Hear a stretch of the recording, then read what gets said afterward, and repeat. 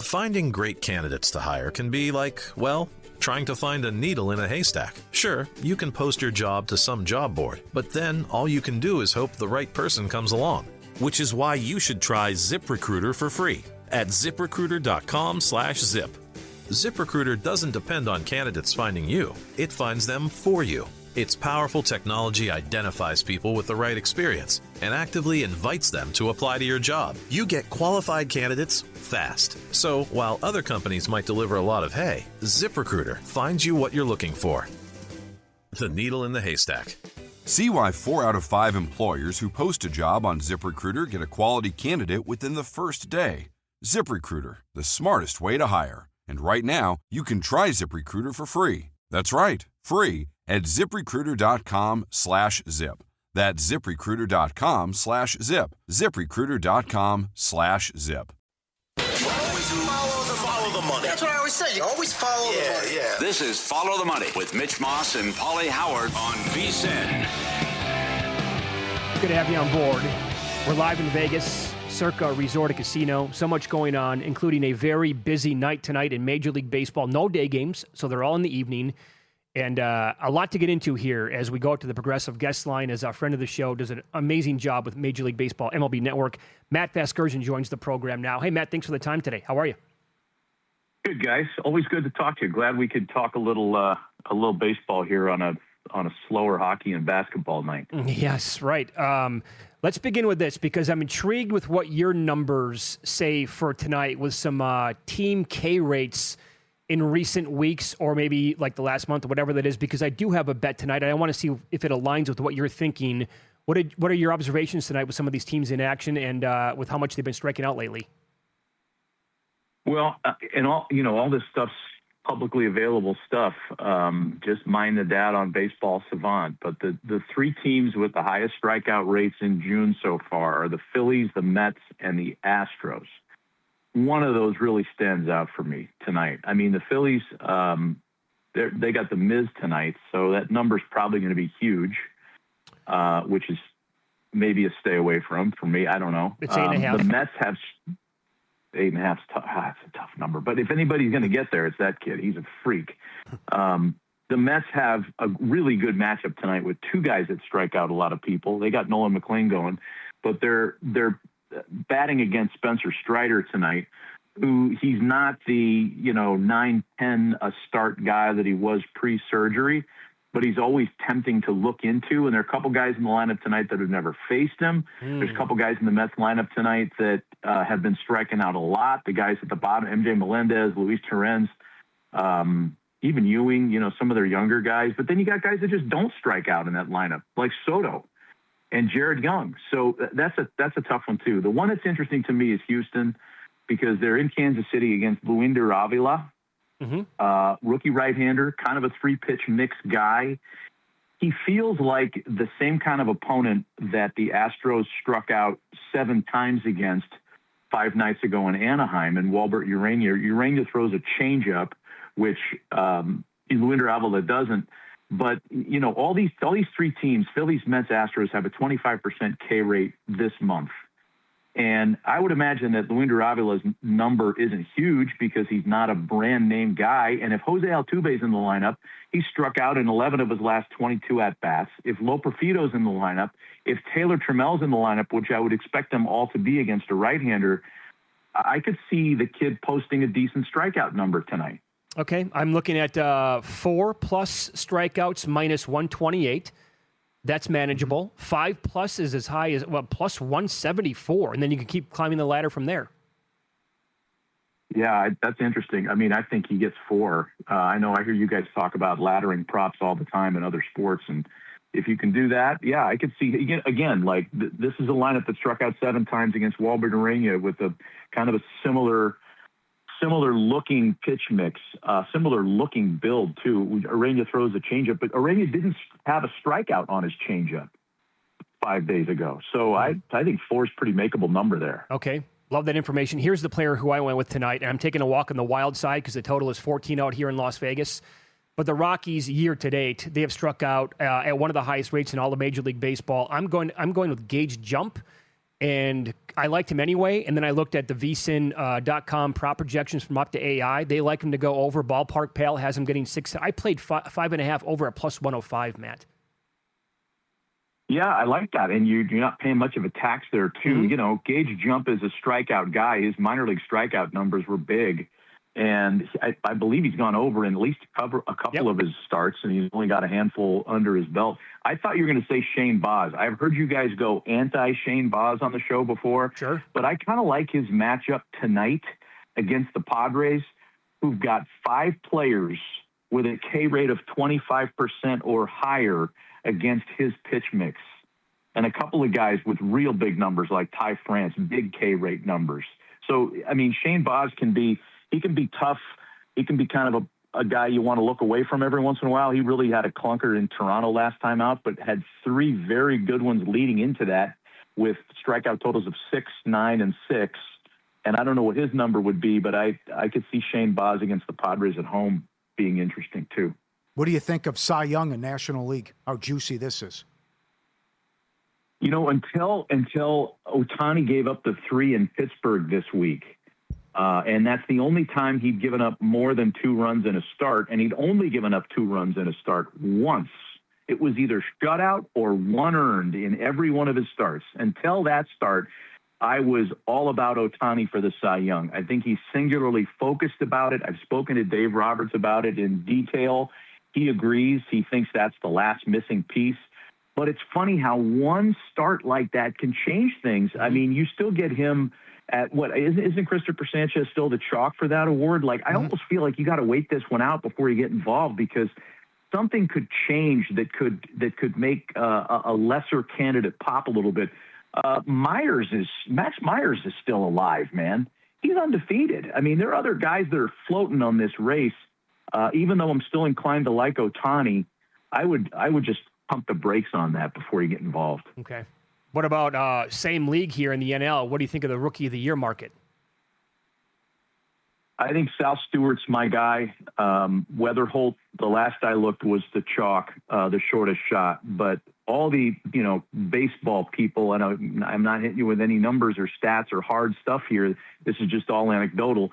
But all the guys that I know around the game that are from South Florida that know this kid talk about how he was a finished product as an amateur, as a hitter. I don't know what they do with Ke'Bryan Hayes when he comes back, because Sal Stewart hits homers. Homers get people's attention. Mm-hmm. I think the Reds are going to be relevant all summer long by virtue of the fact that the division's not very compelling outside of Milwaukee. And if I had one horse to back in that one, it would be Sal Stewart. Even McLean's going to make it interesting. But if the Mets continue to stink, why would you keep the gas pedal down on Nolan McLean in a wash of a year if it's April 15th or August 15th? Yep, you know what I mean? Yep, the Reds are going to need that kid in the lineup every night. I'm seeing higher than 3-1 for Sal Stewart. And basically plus 320 appears to be the best number. By the way, the numbers overall on Shane Baz tonight. Now, again, shop around, but 5+ is juiced about minus 170. 6+ is higher than plus 130, Matt. That's a tough number. I like the 5, but that's a lot of tax to pay on something like that. Okay. I got a couple of hitter props for you guys tonight, though, too, that I like. Yeah. And this one's interesting, and you guys have access to all these interesting shops that write great stuff. Corbin Carroll has homered twice in his last 4 games. Both times they've been in the top of the first inning. Against Max Meyer on Tuesday, against Kay Cavalli in D.C. on Wednesday. He is raking left-handed hitters. He doesn't homer against lefties as much as he hits for average against lefties. He's got 11 homers, 9 of them against right-handers. But he's got Nick Lodolo tonight in Cincinnati, in Great American Small Park. Carroll against lefties, .410 batting average, OPS over 1,100. So at least on a total base prop, but wouldn't it be kind of cheeky to find a first-inning homer prop for Corbin Carroll? Oh, wow. As he's done twice in the last 4 days. I don't know if they even write that stuff. I just kind of put it out there for you guys. I think another one that I think. No, go ahead. While you're talking about your next one here, I'll look for. I can find first at bat. I think for Carroll to hit a home run. But go ahead with your next one. Next one is back to that Padres-Orioles game. The Griffin Canning on the mound against Baltimore. He's been a little better of late. If you look at the raw numbers, his season snapshot doesn't look very good, but he's been better. His most used pitches is changeup. However, it's been hit hardest. He's given up a batting average of .310 on his change. So which Orioles hit the right-handed change the best? It's Adley Rutschman is the answer to that. 11 for his last 28 against right-handed changeups. I know that's getting deep in the weeds, but great. A total base prop for Adley, it's probably 1.5. I mean, they're all 1.5. It's just a matter of if you get it at plus money or not. He'd be the guy I'd pick out of that lineup to have multiple hits tonight. So good. The first one book that I looked at, I don't know how many books are going to offer this, but MGM has it up. And in his first at bat for Corbin Carroll, it's a little bit shy of 11-1 to hit a home run. I mean, again, we're talking about the hardest thing in sports, and you're putting it into one at bat, which is preposterous. That 11-1 gets our attention, right? But for something that's that micro specific, I feel like it should be a better number because it's awfully hard to. I mean, if he's going to hit a homer in his first at bat, are you kidding me? He happened to have done it twice this week, but is he going to do it again? I don't know. It's kind of fun if you're watching the game. Why not? You know? Yeah, but Rutschman, I love the information, man. This is such good stuff from you. Rutschman's higher than plus 120 for 2 total bases, by the way. Oh, well, that's surprising and awesome. And I like it. I believe when I saw the lineup, I think he's catching because Basayo's back in there today DHing. I think that's right. So I would also want to look at what Rutschman hits when he's catching versus when he's DHing, because for some guys that makes a difference. I don't know. He's probably split neutral on that because he's had a really nice bounce back here. He's in line for comeback player of the year, by the way. And Baltimore continues to interest me from an offensive standpoint. It's hot out here in the East Coast today. Colton Cowser's been hot. Jackson Holiday hits Canning and his pitch mix pretty well, but it's hard to play a total base prop on a number 9 hitter. I just think that game, I'm going to be in and out of that game all night tonight just as a fan because I'm interested in those matchups. Man, that was a spectacular 10 minutes. Thank you for all the information, and we appreciate it. Love talking to you, Matt. Enjoy the games tonight. Bye, boys. Thanks. Good talking to you guys. Yep. Matt Vasgersian, MLB Network, on the Progressive Guest Line. If you want a good laugh, look at the home run numbers in the A's game at this ballpark out here in Las Vegas. 14 the total. Yeah. Many have made the case that this number on the team to win the College World Series is too high. Find out which team is worth a bet next here on VSiN.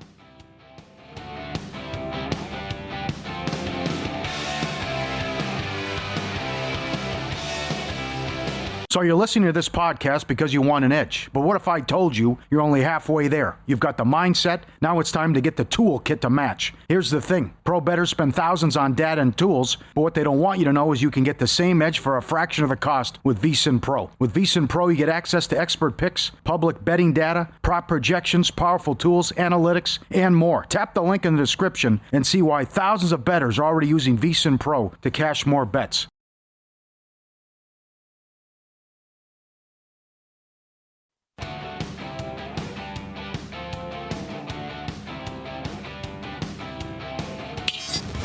This is Follow the Money on VSiN.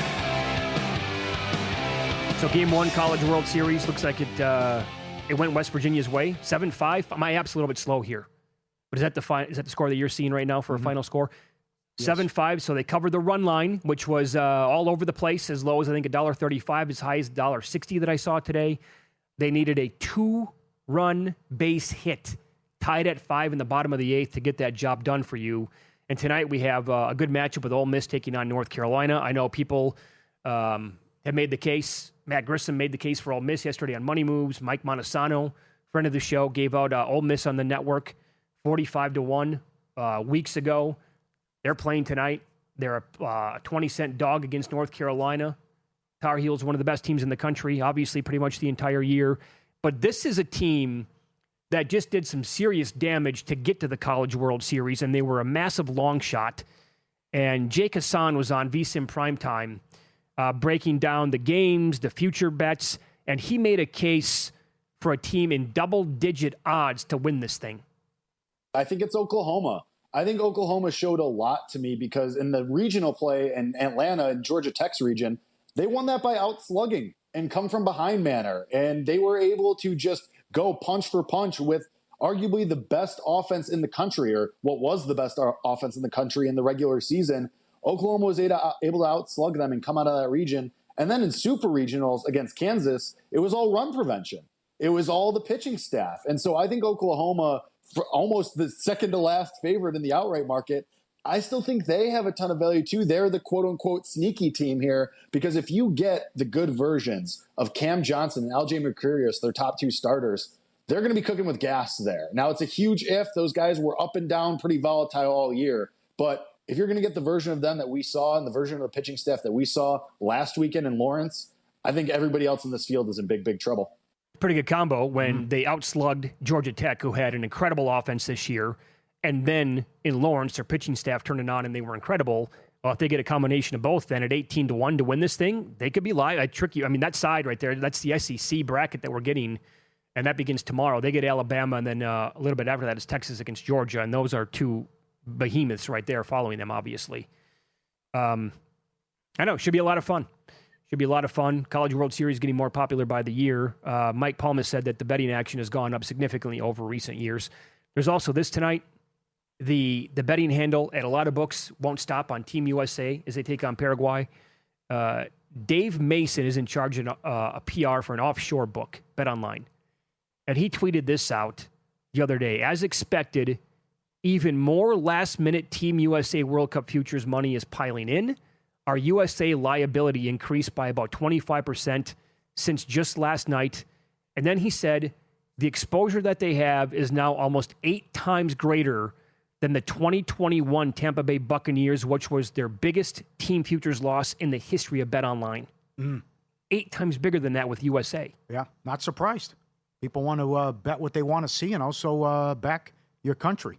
And that's, why were people betting the Cubs every year? They hadn't won for 100 years. Sure. Like we just talked about with Eddie Olczyk. And then they finally did it. How about that? It also could be like a souvenir item, too. Put the ticket in, have it, and then frame it if it happens to cash. Not that it's going to cash, but still, it's not sexy to bet round of 16, right? Make the semis, all that. It's like, can we win the whole thing? And the good Lord can take me if it happens. It's kind of like the people who have been suggesting that New York, well, obviously, Captain, New York bookies are getting absolutely murdered here during this run. Oh, I can't imagine. Oh, absolutely. No, slaughterhouse. All time bad. Yeah. So Felica responded to Dave Mason's tweet, and he said, "Why are people voluntarily throwing money away betting the U.S. to win the World Cup? I don't get it. Bet them to win the group, reach the round of 16 or the quarters, something feasible. You are just giving money to the book here." That happens a lot. McGregor, Mayweather, can Annika Sorenstam, what was her name? Could she make the cut at a men's event? Yeah. Stuff like that. Tiger Woods, every single time he's in an event. Yeah, right. That happened. And then, by the way, that cashed in the 2019 Masters. If it's a big price and you got something like the flag involved or an iconic franchise with a long drought, something like that, or, like McGregor had no chance, but still people, look how they bet that. Yep. They were cutting in line to bet it, and it was you talk about a professional boxer, one of the best all time, who was undefeated, getting down to $3, $4. Yeah, and imagine how bloody it's going to be for books if USA actually goes on a deep run. I want to see it once. I want to look. I want to know what this country is going to look like if they could somehow make the quarters or make the semis. Mm-hmm. Do you know how on fire this entire country would be? I mean, this is the perfect storm too, because where it's being held. You're right. Yes. I'm looking at Polymarket right now, and obviously they have a ton of different ways to bet all of these matches up. So you can go all the way on the corners market, right? You can go all the way down to 6.5 corners for the match tonight. And over that, you got to pay 78 cents. Under that, that was a nice return at 23 cents. You can toggle it all the way up to 13.5 corners for the match. You can also toggle how many corners that we're going to get in the first half or the second half as well. They have, and the volume on the match overall tonight at this point is $10.3+ million in volume so far in the match. And they have USA at 46% to win. Was it 8 years ago? I think we scored 2 minutes into the match on the first one. I don't know if it was Donovan. I don't remember. I think it was 12 years ago we scored right away in the first match. Well, was that the 2014 against Portugal? or was that maybe not the first match, but I thought they were playing Ronaldo and they got one right away. And it was an awesome atmosphere as a result of that. Yeah, that could be it. So again, the everything's on fire. The menu's fantastic. Check it out. And whether you're tuned into basketball or hockey, Pauly Market lets you cash out before the final buzzer. Unlike your typical sports books, whether you're locked in, the second you place the bet, they give you control of your position the whole way through. Download the app. Get started with free $50 using code BUZZ at Pauly Market. Code BUZZ. Trading not available in all jurisdictions. Check local regulations before trading. No matter the sport, you'll be blown away with the selection and the menu. How about new MLB CBA by December 1st? 38% chance. That's awesome. That's up there as well. Yep. Get lost up there. We had Dallin Cuff on earlier this week. He was also on a numbers game with Gil. And, boy, he had a great breakdown. And he's pretty high here. He does have high hopes, in fact, for Team USA.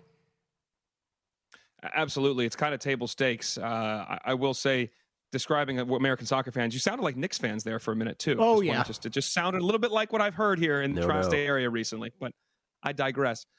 Yes, getting the round of 16 is par for the course here for the U.S., but this is a new World Cup with a round of 32 before that. So we'll have to win a knockout game, which we've already done once in our history, which was back in 2002, beating Mexico. We got a friendly foe, and we beat them and moved on to lose to Germany in the quarterfinals, the deepest we've ever gone. The reason I like this bet, though, I don't like them to win the group. I think Turkey's the best team in their group. I think outside of that, they get through. They'll be in the second place. But even if they do win the group, either one of their first round opponents, I feel pretty good about, particularly if they do win the group, it'll be a third place opponent. So just getting back to par, as you mentioned, I think is a good play. That's why it is basically plus money. Let's make it happen. Because then we can just have like this, we could have, like you said, the comparison there was the Knicks and what they were talking about. We could have that in New York, but we could have that from coast to coast with Team USA. Nigel thinks we have a chance as well. You like them. And can make a run. The under now, 2.5 minus 190. That's Caesars and Will Hill. To score on a penalty, USA plus 550. Penalty taken, plus 220 in the match. To take a penalty, USA 4-1, Paraguay 6-1. How about if someone bleeps the bed and they offer to miss a penalty? That is 16-1 USA, 25-1 Paraguay. That's pretty good. I wish they labeled it that. Will a player bleep the bed? Yeah. Sure, I think so. Take 16-1 on that. They do not offer a red card, though. I don't see it. I remember when we were involved with Bet Rivers, they had that on every match, too. And that's usually 5-1. After what transpired in the Mexico match, you got to put that up in every match. So it's not really sexy for Americans. That's big over across the pond. But the cards? Mm-hmm. And I definitely think that should be up for every match if we see someone lose their head. Here's what our producer Luke wrote about at vsin.com. His picks for the match, USA and the money line. And I think it's come down. You can actually find, right here at Circa, we're showing it on the screen there, plus 110. Both teams to score no, minus 130. And also a parlay with USA to win on the money line and both teams to score no. That's plus 190. So he thinks USA, by keeping the clean sheet, the shutout overall, will get the job done. You like to play alt totals, but pay juice. Would you go under 3.5 and lay a heavy price here? Or you don't want to? That's the first match. First match. But I don't mind 0-0 at halftime. To have a clean sheet, plus 130. Yep. Paraguay plus 240. Also, they have to win in a shutout, and then to win by nil. To win from behind. That just happened in the last match last night. Paraguay 17-1, USA 11-1.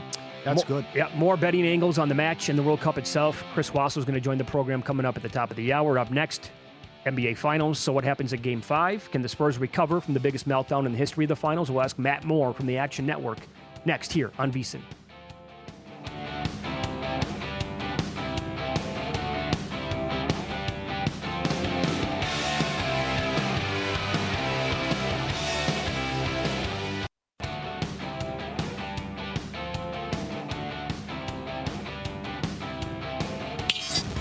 This is Follow the Money on VSiN.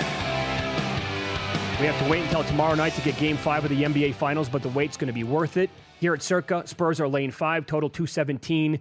A lot of other books have 5.5, and we go out to the Progressive guest line to get more on this game and the series itself as Matt Moore joins the program now. Follow him on X at HP Basketball. Does a great job. Senior writer at Action Network. Hey, Matt, thanks for the time today. How are you? Doing well, man. How are y'all? Doing really well. Good, sir. So how do you think the Spurs recover from that absolute debacle on Wednesday night, and can they get over that loss in time here for a Game 5 tomorrow night? Yeah, I think it's the benefit of being young, right? When you're young, you're like, well, that was weird. That was terrible. That'll never happen again. I mean, bad things don't really happen that much. And then you get older and you're like, oh no, bad things happen a lot in your life. So I think that there's that helps. I think that their messaging too, from Greg Popovich and Mitch Johnson and the organizational structure there is going to be like, you move on, you get to the next game. Like, it's good having those situations where you do have this experience for you to lean on, of having the guys that have been there before and have been down in series and it looks so bad and we're able to come back. And I think that the confidence that they've shown in these media sessions isn't so much confidence as it is just like a general approach that the Spurs are going to have, which is you can't do anything about what happened last game. You can only control what happens next. And so I think they'll be in the right place, I think, for this Game 5. The Knicks might win because they have so much momentum and they're getting so many winning plays from so many players. But I do think the Spurs are going to be ready for Game 5. Johnson said he believes in Fox and he will be out there in crunch time in the fourth quarter. Do you agree? And are you backing some of his props as a result? Yeah, I mean, they're not going to move off of him. A big thing that people, I think, have gotten confused on is like the value of De'Aaron Fox. And a lot of this is their half-court offense is absolute garbage in this series when he is not on the floor. They cannot create anything because when you have Stephon Castle, a second-year player, and you have Dylan Harper, a first-year player, you're not going to be able to get the kind of offense that you need to win a possession-by-possession battle in the finals. You can't. Their transition attempts have been horrible in the series. So Fox does make an impact even when he's not creating stuff. However, he has continued to go over his rebounds and assist line. So I'm on, once again, his rebounds and assists over for Game 5. Over 9.5. It's crazy to me this number is still at this. Even in a disaster game for him in the last game, he still went over this in the previous game. So I'm on De'Aaron Fox over 9.5 rebounds and assists. He playmakes, he creates, he gets the ball whenever there's an opportunity to grab it and get up at the floor. Guys will let him have it so that he can navigate and get up the floor and get them into sets quicker. So De'Aaron Fox over 9.5 rebounds and assists. You don't have to worry about his shooting in that situation. You don't have to worry about him getting blocked at the rim by OG Anunoby. You just have to worry about the rebounds and assists. He will continue to get minutes. If they're benching anybody, it's going to be Stephon Castle. Fox is going to play. Okay, and that's correlated then with the play that you have on Castle as well. You want to bet positive outcomes for Fox, but a negative outcome here for Castle? Yeah, so he's gone over this consistently even when he's got minutes. And Castle's, I think he plays with a lot of aggression and he's taken on a role that they need in being effective and being able to get to the rim. But in general, he's also been extremely sloppy. His potential assists are there, but I've gone back and watched those possessions, and it's all like, yeah, that could have been an assist if it wasn't a horrible pass. And that really causes the kind of problems that you run into here. His placement isn't great. His reads aren't very good. The Knicks have sent a lot of help on his drives to be able to try and flummox him. I think if you can bet his turnovers over. But if you can't, I think taking the under on his assists, which consistently has gone over, not only in this series, but in the playoffs, is a really good look. He is a scorer. He's not a table setter. He will continue to try and get to the rim. After Game 2, OG was 80-1 to win MVP. I know you like the Spurs and you think it goes back to the Garden. If the Knicks win, who's your MVP? Right now, it's OG Anunoby. I think that there's still value on this. We had a big discussion today on our podcast, Buckets. We talk about betting every day on there.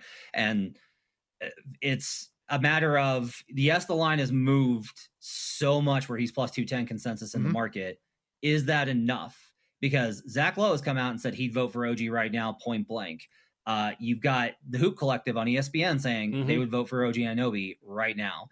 He is, I think, should be the favorite going into these games.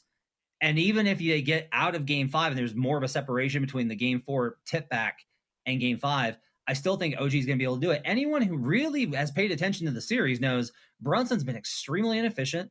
He's been limited in his effectiveness. They've lost his minutes, and he's just come up with a couple of huge fourth quarters, which matters. It's been great, but I don't know how you make him the MVP based off of that, given what OG has given them.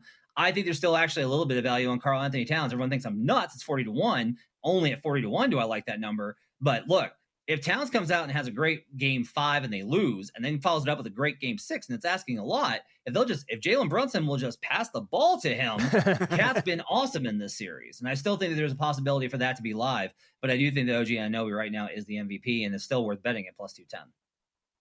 Strong. Yeah. Strong. How real is it that the Spurs could win, but Wemby gets suspended? That's kind of been the question I've been asking is like, what if that's the way that this goes? I think it's pretty possible, right? Like he's not going to put up with the shoving and all this stuff. And everyone's making these things so hyper focused. If you do anything, it shows up in the clips the next day and everyone's talking about it. I think it's very likely that he winds up picking up that flagrant. I don't know if he's a player that young dealing with this physicality, because now that he's on the threshold, you know the Knicks are going to double down on trying to get under his skin. Yes. Brunson's going to do it. Hart's going to do it. And OG's going to do it. They will continuously try and get him to commit that mistake. It's not going to surprise me if Victor Wembanyama is in fact suspended for Game 6. Mm-hmm. Follow the money here on VSiN, the Sports Betting Network. Our guest, Matt Moore. Follow him on X at HP Basketball, senior writer, Action Network. He mentioned a great job with the podcast called Buckets as well. So your official plays are Spurs 5.5 for Game 5, Castle under 6.5 assists, Fox over 9.5 rebounds and assists. So then if you win these bets and the Spurs win and overall they make it a Game 6, how do you see the series going beyond this game? I kind of think the Spurs could force a Game 7, and that's where I'm going to want the Knicks. Look, I picked the Knicks in 7 to start the series, so some of it's confirmation bias. But look, if we look at the course of the series, I don't think the Spurs are better because I think you do have to win these fourth quarters. But look at these leads, 29 in Game 4, 17 in Game 1. It has been an absolute cacophony of bad luck. Now, this is the Knicks in these playoffs, which is everything is going their way. But the Spurs did show they were mortal by breaking the 13-game winning streak in Game 3 and getting that win on the road. They know they can win in New York. It's crazy that they might not win a single game at home. That's a crazy outcome. Yeah. So I think it's entirely possible they can, like I said, I like that they push this to Game 6. And then once you're back at Game 6, now all the pressure's on New York. Now it's all the pressure is on New York. You were up 3-1. You had that amazing Game 4, but now it's 3-2. And if you lose this, you're going to a Game 7 on the road. So I do think that there is a possibility for the Spurs to get this to Game 7. Although at that point, I'm going to love the Knicks because I think that road teams are now just absolutely killing in these Game 7s lately. When do you expect the Giannis trade? I expect it, if the series ends on Saturday, I think it comes sometime mid next week. If the series extends to 6 or 7, I think it probably doesn't happen until Monday. I think it's going to happen. I feel confident it'll happen before the draft. The Bucks are going to walk out with a lottery pick for Giannis. If it's not a lottery pick, it'll be for their own picks back from Portland in a complicated 3-team trade. But if the Heat deal is the one that everything defaults to, if the complicated 3-team deals are tough because the third team has to have a real reason to want to do it. The other teams want to. We have to trade this player. You have something we want. The third team is always the tricky one because they're usually less committal.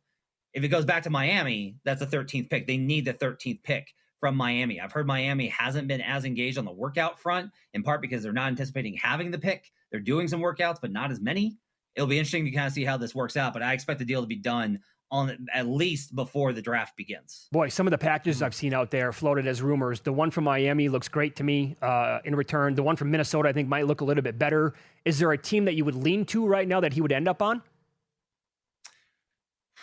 I think right now Boston's probably got the best ability because I do think that there's actual interest from Portland for taking on Jaylen Brown.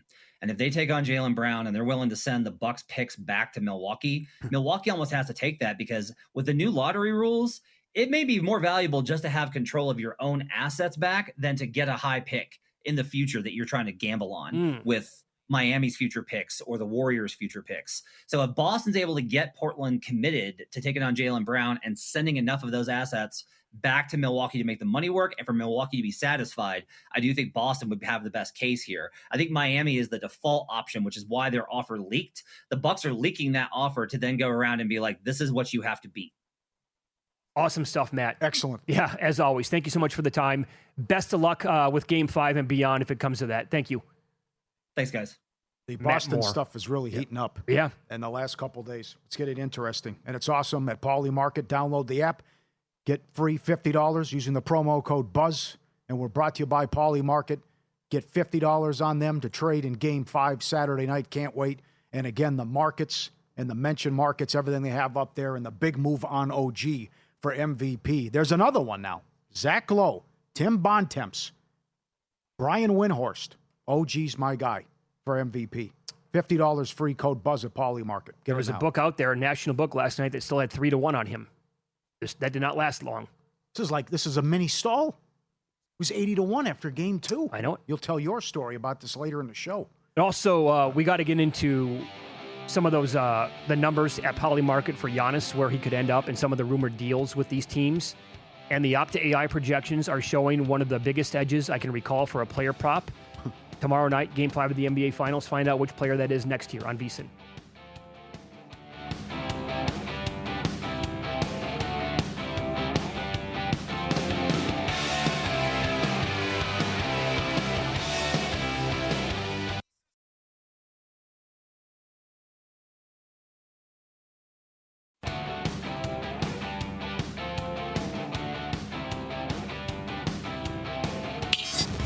This is Follow the Money on VSiN. Great guest today. Eddie Olczyk in the first hour. Matt Vasgersian earlier this hour. Matt Moore moments ago. If you missed any of it, you can always go back and listen to the Follow the Money podcast. As for Game 5 tomorrow night, I'll pay off the tease here, Paulie. One of the biggest, it's not the biggest, but it's one of the biggest edges I can remember since we have teamed up with Opta AI and their projections. Go to vsin.com to check it all out for yourself. Do you want to guess that they like fringe players? Do you want to guess which one they're high on for tomorrow night? Don't tell me it's McBride. Ding, ding, ding. We have a winner, Johnny. Oh, come on. They love him. Because he's 2.5. It's 2.5. He's done nothing the last couple of games. So right now at DraftKings, 2.5 is minus 131 to the over. Their model has the number, are you ready for this? Minus 44.25. They project 7.39 points out of him. That's a 41% edge on Miles McBride. I need a 3-pointer. That's it. I just need 1 3-pointer out of the guy. Well, he's been great in closeout games, as have the Knicks. So in closeout games, the Knicks are beating their opponents on average by 39 points per game. You want to lay 30 with the Knicks and get 200-1 on that? Kramer? Kramer special? We're going to get ejected, right? The other thing, too, is Knick fans are taking over. They're buying a lot of those tickets, knowing that they can see history, and finally, most of these fans can celebrate for the first time. And I'm not going to say, again, it's going to be a road game, but certainly there's going to be a ton of Knick fans there tomorrow night. But the record in closeout games is a record. Fantastic what they've done. The margin, rather, 39 points per game. And if they can close it out again, and it's the ultimate I told you so, no matter who wins. See, I told you they were sloppy. They're blowing leads. The Spurs would get their head on straight, or you can't overcome that loss and blowing the 29-point lead, and they were dead man walking. If they win, what a 3-day stretch this could be. And Matt Moore was excellent. If the Knicks finish it off, then you have the parade next week, and you win your first title since 73, and then you could have one of the best players in the NBA and a former champion be traded on a Monday, if his prediction's right. Get into that in 1 second. Wow. I wanted to also tag team this with Moore McBride here. Yeah. Because they're projecting nearly 2 made threes for him. In fact, 1.99. For him to make 1 3 in the game is minus 102. So if they're right tomorrow night about McBride, well, the ladder props on him because the numbers are so small and minuscule that if he has like 7, 8, 9 points, hits a couple of threes, if he hits 3 threes tomorrow, I can't even find what that is. I don't even. Yeah. I got see books are going to put that up. How much run does Alvarado get? You got to play those guys at the same time again. Yeah. Considering how awesome they were down the stretch, and he had some big threes. Who is Shamet buried? He tried everything in the first half. Played 11, 12 guys, and nothing worked. Well, and then he walked into something in the fourth quarter, and to hold them to 30 points, and then to knock down all those threes.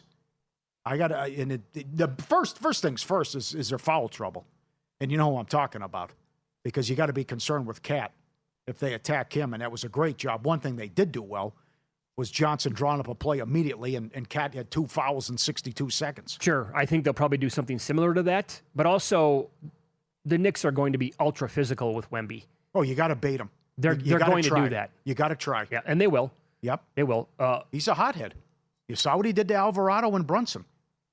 And now everyone's going to be all eyes on him, too. If he screws up one time, it's bye-bye. Have I gotten you on board yet with the idea of the Spurs winning this game and coming back to play the under in Game 6? I ran that idea by Matt Moore during the break before he was on. He goes, love that idea. Mm-hmm. And he goes, typically Game 6 is just absolutely die a slow death. So let me give you this, because you're going to run out some numbers here on Giannis's next team. This report came out earlier today. Sam Amick had it, who has covered the NBA for a long time, along with Eric Nehm. The Wolves are emerging as a potential destination for Giannis. The Bucks would reportedly look for Jaden McDaniels, Naz Reid, Terrence Shannon, and Minnesota's 2 tradable first-round picks in return. That's a great package. Although I don't know if they just want to do I don't think they don't want to do a deal with them. And they're only 1%. And get up there. We're brought to you by Polymarket. Get on the action. Get free $50 by using code BUZZ. Download the app. Code BUZZ. You get $50 at Polymarket. Giannis next team, Minnesota 1%. While we were talking, it flipped. Boston was the favorite at 43%. They are now dropped to 39%. Miami's 41%. And the Heat were the one team that was active at the deadline and made a nice offer to get him. But the Bucks said no.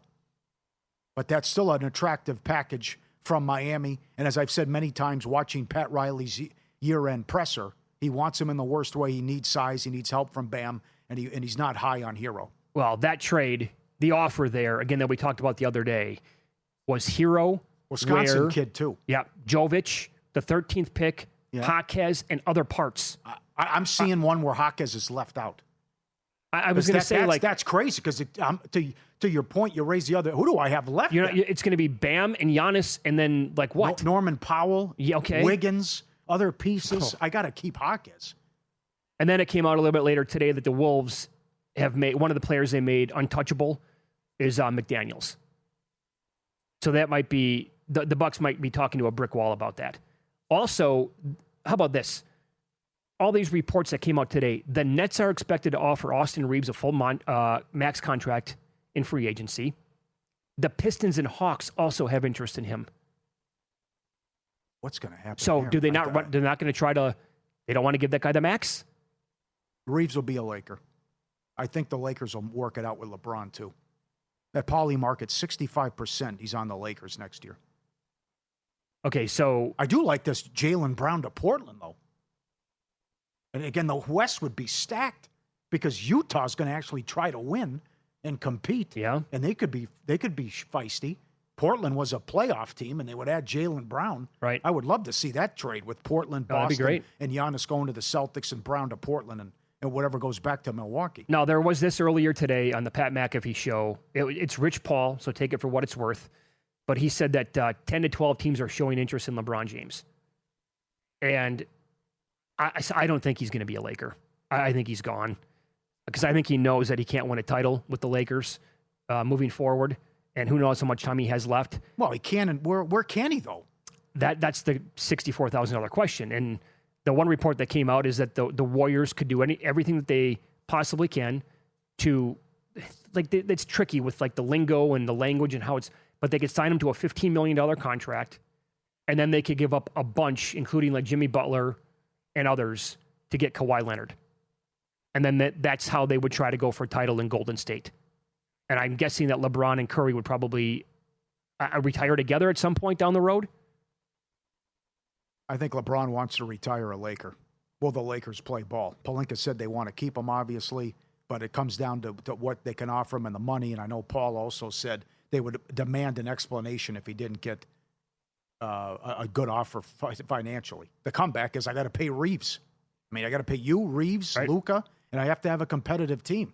And they were awesome how they closed the year in that incredible winning streak they went on, and then the unfortunate injuries happened. Right, and the problem is the West is only getting better. Yep. As you just talked about. I mean, imagine if Portland pulls off that deal and they're able to get Jaylen Brown, and then that would send picks back to Milwaukee and then Giannis over to Boston. Portland would be really good. Utah is going to be no joke whatsoever. They're going to be potentially fantastic next year. The Thunder will be healthy in theory. The Spurs are not going to get worse. I'll give you another hot take today. The Knicks are successful in baiting Wemby tomorrow night. Mm-hmm. He falls for it if the Spurs are trailing, loses his mind out there. Everybody in the world's calling him dirty now. Right. A lot of people have turned on him. Yeah, and I am not one of those guys. I'm not buying it. I think people are out of their minds. But if dirty Wemby is a thing and he loses his mind on the court, he does something to the point of where he's suspended to begin the year next year. Throwing punches? How about that scenario? Yeah. I hope not. But that's definitely in play now. Because I thought some people thought he caught a break with the Brunson headlock and what he did to Alvarado as well. Let's see who's on the game, too. Tony Brothers is no blood, no foul. I mean, just bodies everywhere. Oh, please. But the other guy who was on the game, he's the guy who had the bizarre whistle and was calling the ticky-tacks. Tyler Ford, I think his name is. So we'll see if it's Brothers or probably Foster. Splash Sports, high stakes U.S. Open Challenge is live. This is awesome. $5 to enter for a shot at $100,000 guaranteed. You pick 6 golfers, one from each of 6 tiers. Top 5 scorers count.